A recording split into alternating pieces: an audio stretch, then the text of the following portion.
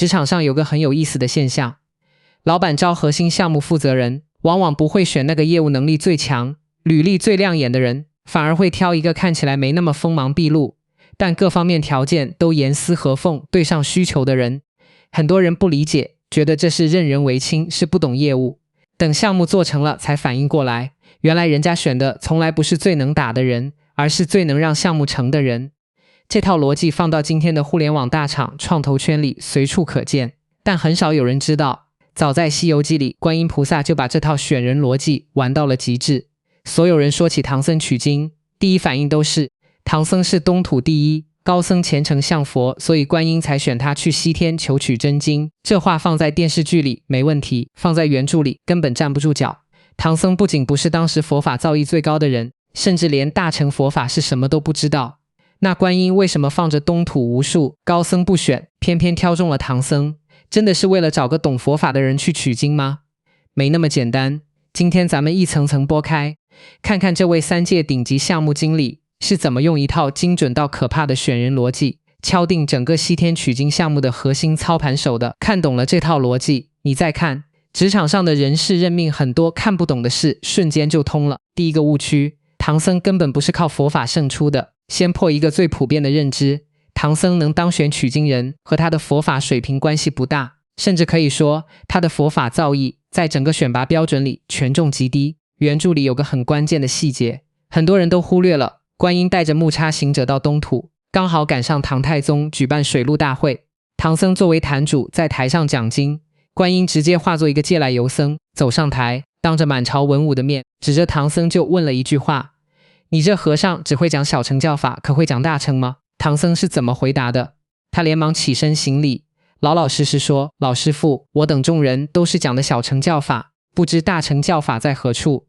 看见没有，堂堂取经人候选人，东土大唐推选的高僧，连大乘佛法的基本概念都不清楚。他在台上讲了好几天的经，全是小乘佛法。而观音接下来的话更直接，你这小乘教法度不得王者超生，只可魂俗和光而已。我有大乘佛法，三藏能超王者升天，能度男人脱苦，能修无量寿身，能做无来无去。翻译成人话就是，你现在讲的这东西只能用来哄哄普通人，解决不了真问题。真正管用的产品在我们西天总部。这就很有意思了，如果观音是来找精通佛法的高僧，那听到唐僧不会大乘佛法的那一刻，就该转身走人了。一个连核心产品都不懂的人，怎么能当项目负责人？这就好比公司要做新能源汽车，结果找了个一辈子只造过燃油车，连三电系统是什么都不知道的人当 CEO， 这不是胡闹吗？但观音不仅没走，反而当场就锁定了唐僧。这说明什么？说明从一开始，观音要找的就不是懂大乘佛法的人。佛法造诣这件事，在他的选人标准里根本就不是核心项，甚至唐僧不会，反而比会更符合要求。至于为什么，我们后面再说。先聊第二个很多人挂在嘴边的理由，唐僧是金蝉子转世如来的二徒弟，这是走后门，是内定。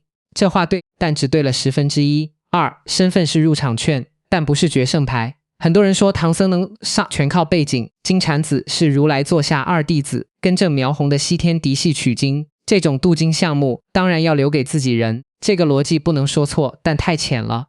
要知道天庭和西天体系里被贬下凡的神仙多了去了，天蓬元帅转世成了猪八戒，卷帘大将转世成了沙和尚，就连白龙马都是龙王三太子犯了错被贬，这些人全都是体制内出身，全都是戴罪立功的身份，怎么不让他们当取经负责人？再说了，金蝉子转世不是第一次，他前前后后转了10世。原著里沙僧在流沙河亲口说过，他吃了9个取经人，头颅都浮在水面上不沉。那9个大概率就是金蝉子的前9世。同样是金蝉子转世，前9世为什么都失败了？难道前9世的金蝉子佛法不够高，深根不够正，苗不够红？显然不是。区别只在于第10世的唐僧生在了大唐，拿到了一个前9世都没有的身份。唐太宗的玉帝这个身份的分量比金蝉子转世重得多。我们先捋清楚时间线，观音不是一到东土就去找唐僧的，他到了长安之后，先隐身在城里观察了很久，没急着露面，他在等一个契机，等一个让取经这件事从西天的需求变成大唐的刚需的契机。这个契机就是金河龙王案和唐太宗地府还魂。竟和龙王和算命先生袁守诚打赌，为了赢私自改了下雨的时辰和点数，犯了天条，该由魏征处斩。龙王找唐太宗求情，太宗答应了，结果魏征梦里还是把龙王斩了，龙王的冤魂就缠上了唐太宗，天天在宫里喊冤索命，直接把太宗吓得魂归地府。在地府里，唐太宗看到了什么？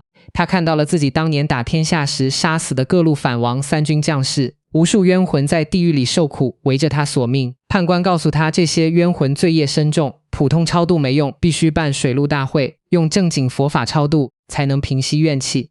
太宗还阳之后，第一件事就是下令举国选拔高僧，举办为期749天的水陆大会。看懂了吗？在观音的操盘下，大唐从皇帝到百姓都产生了一个强烈的共识：我们需要佛法，我们需要超度亡魂，我们需要解决眼前的麻烦。这就像做 2G 业务，最关键的不是你的产品有多好，而是先让甲方产生我必须要这个东西的刚需。刚需一旦建立，接下来的事就顺理成章了。而唐僧就是在这个刚需背景下，被推到了水陆大会坛主的位置上。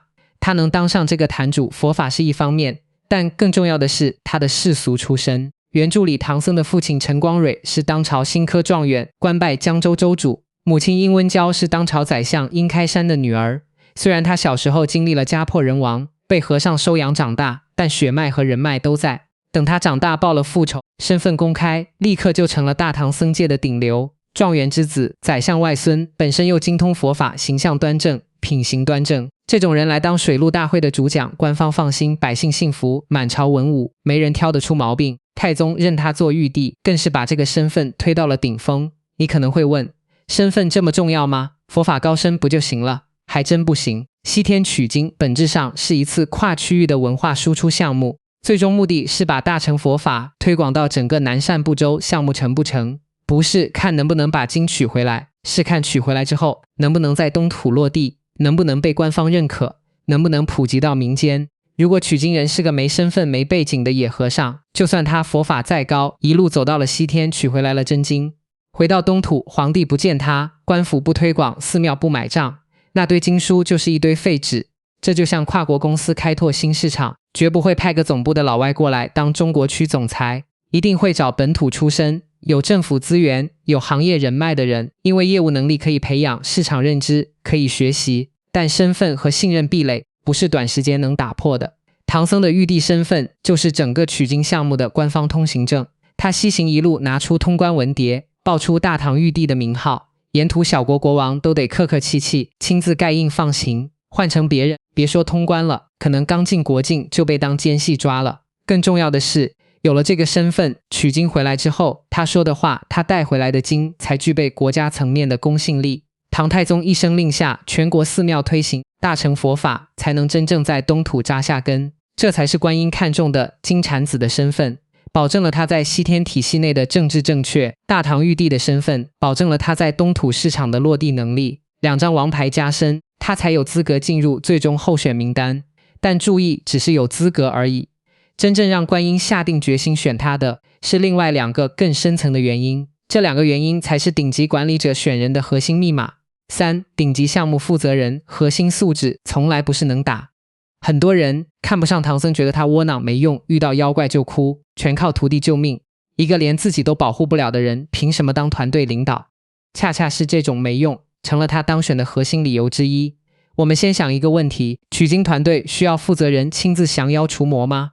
根本不需要。业务层面有孙悟空打输出，猪八戒当辅助沙和尚管后勤，白龙马当交通工具，这个团队的执行层配置已经拉满了作为项目负责人。唐僧最不需要的就是打打杀杀的业务能力，他最需要的是另外两样东西，极强的目标感和绝对的可控性。先说目标感取经，这个项目周期长达14年，路途10万8千里，沿途全是诱惑和危险，有美色，有财富，有权力，有死亡威胁，走一半放弃太正常了。3个徒弟里，孙悟空本事最大，但性子最野，一言不合就撂挑子回花果山，要不是有紧箍咒约束，他早就不干了。猪八戒就更不用说了，遇到点困难就喊散伙分行，理回高老庄当女婿。沙和尚倒是老实，但没主见，别人说散伙他也跟着走。这3个员工能力各有高低，但都有一个共同点，取经对他们来说是一份戴罪立功的工作。干成了能免去之前的罪过，混个正果；干不成，大不了回去继续当妖怪。他们有退路，所以动力是有限的。但唐僧没有退路，唐僧的人生是没有 Plan B 的。他身世凄惨，父亲被害，母亲被霸占，自己从小被抛入江中，九死一生才活下来。虽然最后沉冤得雪，但母亲也自尽了。世俗的亲情早已荡然无存，他的人生里没有家庭，没有产业，没有世俗的牵挂。佛法就是他的全部，取经成佛就是他唯一的人生目标。这种人是不会放弃的，哪怕徒弟都走了，马也丢了，他一个人拄着锡杖也会往西走，因为他退无可退。回去了，他就是个失败的和尚，辜负了皇帝的信任，也辜负了自己的信仰。往前走，还有一线成佛的希望。职场上有个规律，老板最信任的员工往往不是能力最强的那个，而是没有退路，只能跟着公司一条路走到黑的那个。前者随时可以跳槽，遇到困难就权衡利弊；后者不用你催自己，就会拼尽全力，因为公司成了，他的人生才成了。唐僧就是后者。取经对他来说不是一份工作，是一场自我救赎，是他人生全部的意义。这种内生的驱动力比任何奖惩制度都管用。再说可控性，对西天总部来说，取经是个战略级项目，投入了大量资源，还协调了天庭的配合。这种项目最忌讳的就是失控。如果选孙悟空当负责人，会是什么后果？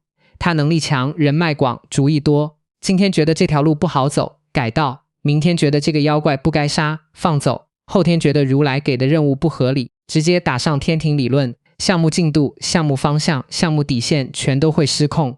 能力越强的人一旦跑偏，造成的破坏就越大。但唐僧就不会，他没有能力，没有私心，没有自己的小算盘。他唯一的目标就是按照总部的要求走到西天取回真经。遇到问题第一时间求助观音，从来不会自作主张。你说他迂腐也好，说他固执也罢，但站在投资人的角度，这种负责人最让人放心。他不会乱改战略，不会中饱私囊，不会被沿途的利益诱惑跑偏。他会严格按照预设的路线，一步一个脚印走完全程。这就像大公司开新业务线，总部派负责人优先选的从来不是能力最强的刺头，而是价值观最对齐、执行力最稳的人。因为大项目拼的不是单点突破，是不出错，只要方向不偏，按部就班走下去，就一定能成。这里也藏着一个职场真相，层级越高的岗位，听话比能干重要的多。能干决定了你能不能当上骨干，听话决定了你能不能当上领导。当然，这里的听话不是唯唯诺诺，而是战略对齐，是和总部的目标保持高度一致。唐僧完美符合这个标准，他能力有短板，但短板可控，他目标单一，且和总部完全同频。用他当负责人，观音晚上睡觉都踏实。但这还不是全部，观音的算计比这深得多。他选唐僧不仅是选一个负责人，更是选整个项目的核心产品和流量载体。4. 唐僧本人才是取经项目最大的 IP。 很多人以为取经项目的产品是大成真经，唐僧是去拿产品的人。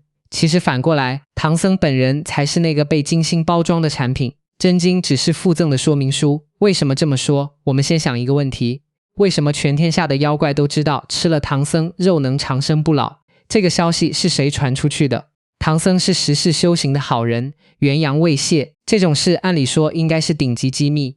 结果沿途的妖怪，不管是天庭下来的还是本地野生的，个个都知道，连白骨精这种没背景的野妖怪都能一口爆出唐僧的身份和功效。消息是谁放的？答案不言而喻。西天为什么要故意放出这个消息？因为取经项目需要劫难。如来佛祖当初说得很清楚，我待要送上东土，颇奈那方众生愚蠢，毁谤真言，不识我法门之旨，要怠慢了瑜伽之正宗，怎么得一个有法力的去东土寻一个善信，教他苦历千山，远经万水，到我处求取真经，永传东土，劝化众生。注意关键词：苦历千山，远经万水。真经不能直接送过去的不值钱，必须让东土的人历尽千辛万苦来取回去才会珍惜。就像现在很多品牌搞饥饿营销，不是货不够，是太容易得到的东西没人当回事。那怎么才能让取经之路足够苦？总不能观音自己安排妖怪一路打劫吧，太掉价了。最好的办法就是放一个诱饵出去，让妖怪们主动上门。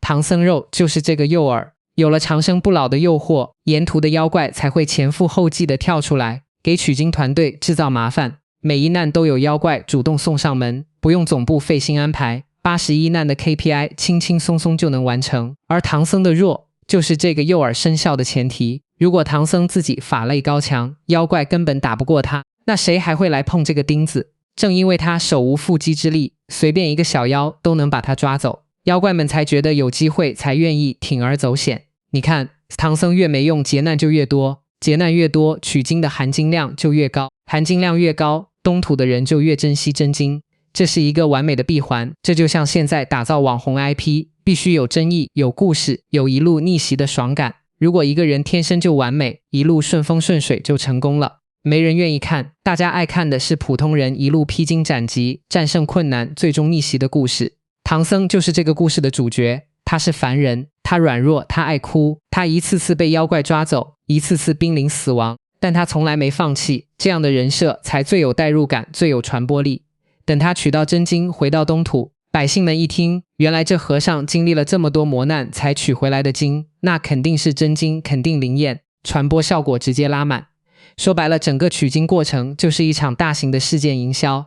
唐僧是主角，妖怪是配角，徒弟们是护卫，观音是总导演，一路打打闹闹，故事讲完了，大乘佛法的名声也打出去了。前9世的金蝉子为什么失败？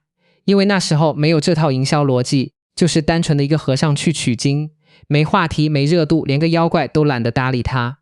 走到流沙河，被沙僧一口吃了，连个水花都没溅起来。第10世就不一样了，全3界都在关注这个项目，天上的神仙盯着，地下的妖怪盯着，沿途的百姓也盯着。唐僧还没到西天，10世修行的圣僧名号已经传遍了南赡部洲和犀牛贺州，人还没回来， IP 已经火了，这才是顶级的项目操盘。产品还没落地，品牌已经先打出去了，等产品真正交付的时候，市场早就翘首以盼了5。完美的公约数平衡所有势力的利益。讲到这里，唐僧的优势已经很明显了，嫡系出身，官方背书，目标坚定，性格可控，还能当流量诱饵。但还有一个维度，很多人都没注意到，取经不是西天一家的私事，这是3界共同的大项目，天庭、西天、东土、大唐3方势力都牵扯其中。选负责人不能只看西天满意不满意，得3方都满意才行。我们先看天庭的立场，名义上天庭是3界的管理者，西天要去东土传经，相当于把业务拓展到天庭的核心地盘。天庭要是不同意，西天根本做不成这件事。而且取经路上到处都要借天庭的兵马神仙帮忙，没有天庭的配合，项目寸步难行。天庭为什么愿意配合？因为取经对天庭也有好处，沿途可以清理掉很多不听话的野妖怪，整顿地方秩序，还能卖西天一个大人情，以后有事也好说话。但天庭也有顾虑，如果西天派个法力高强的佛陀当取经人，带着队伍一路扩张势力，收编妖怪，那天庭肯定不能忍。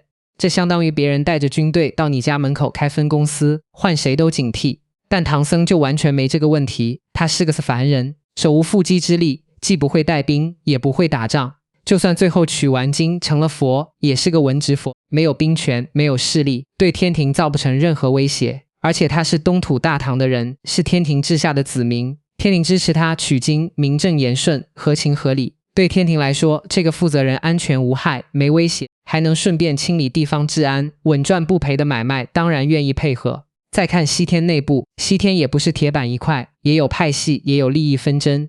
取经这么大的功劳，交给谁的派系，实力就会大涨。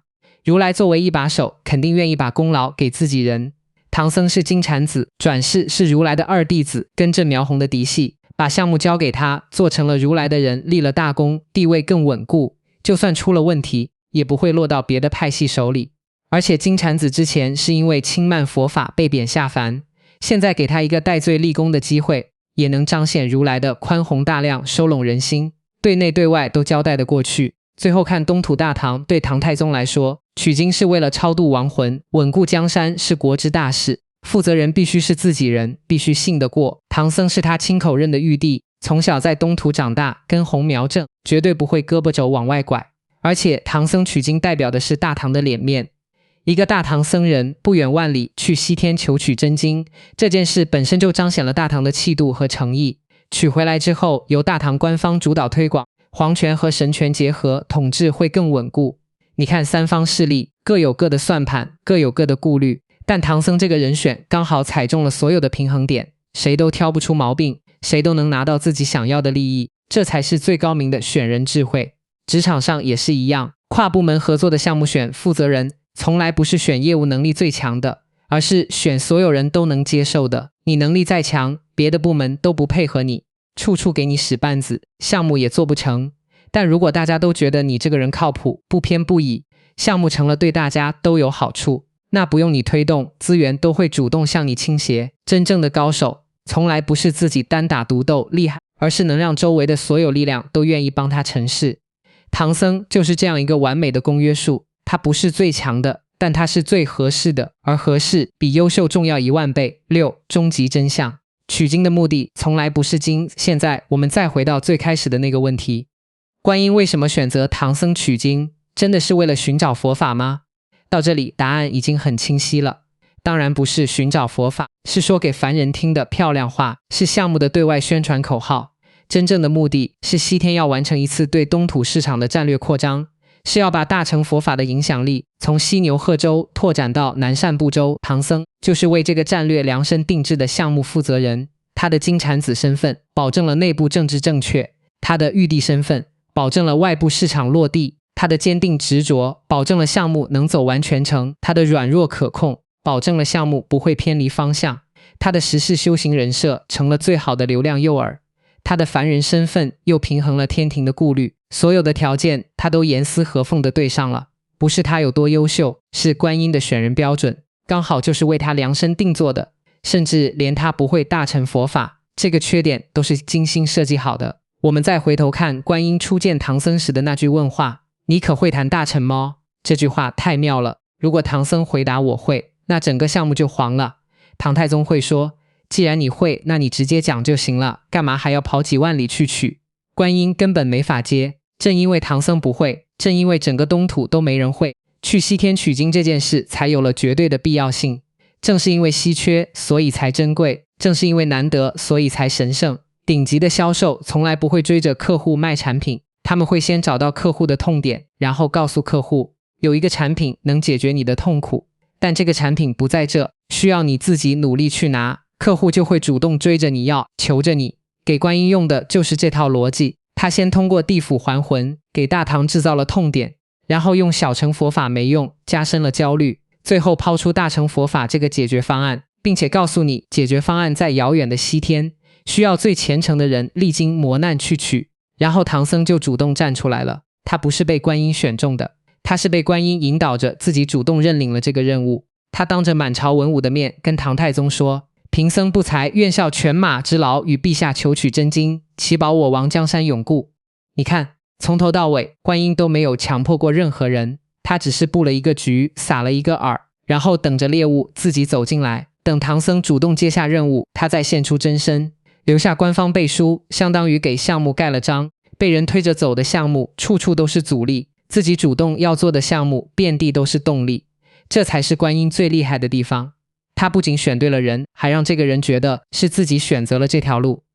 7. 写在最后，最长的路永远是套路。很多人小时候看《西游记》，觉得唐僧是主角，是靠着自己的虔诚和坚持感动了佛祖，最终修成正果。长大以后再读才明白，唐僧从始至终都是整个计划里的一枚棋子，他的出身，他的性格，他的弱点，他的执着，全都是被计算好的参数。他以为自己是为了普度众生踏上征程，其实他只是西天扩张战略里一个完美的执行人。唐僧走过最长的路，不是108000里的取经路，是佛祖和观音联手布下的商业套路。这听起来有点残酷，但这就是真实的运行逻辑。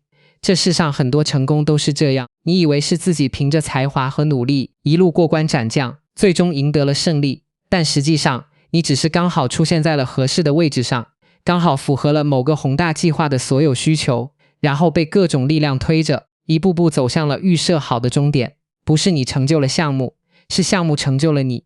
当然，这不是否定努力的意义，能成为那个被选中的人，本身就是一种能力。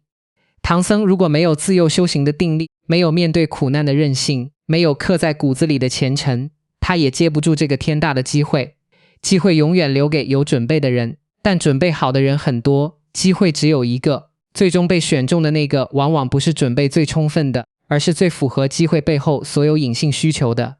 就像唐僧，他可能永远都不会知道自己能成为灵坛功德佛，不是因为他的佛法有多高深，而是因为他刚好是那个对的人。不过话又说回来，能被这么高级的套路选中，本身就是一种天大的幸运。毕竟这世上绝大多数人连被套路的资格都没有。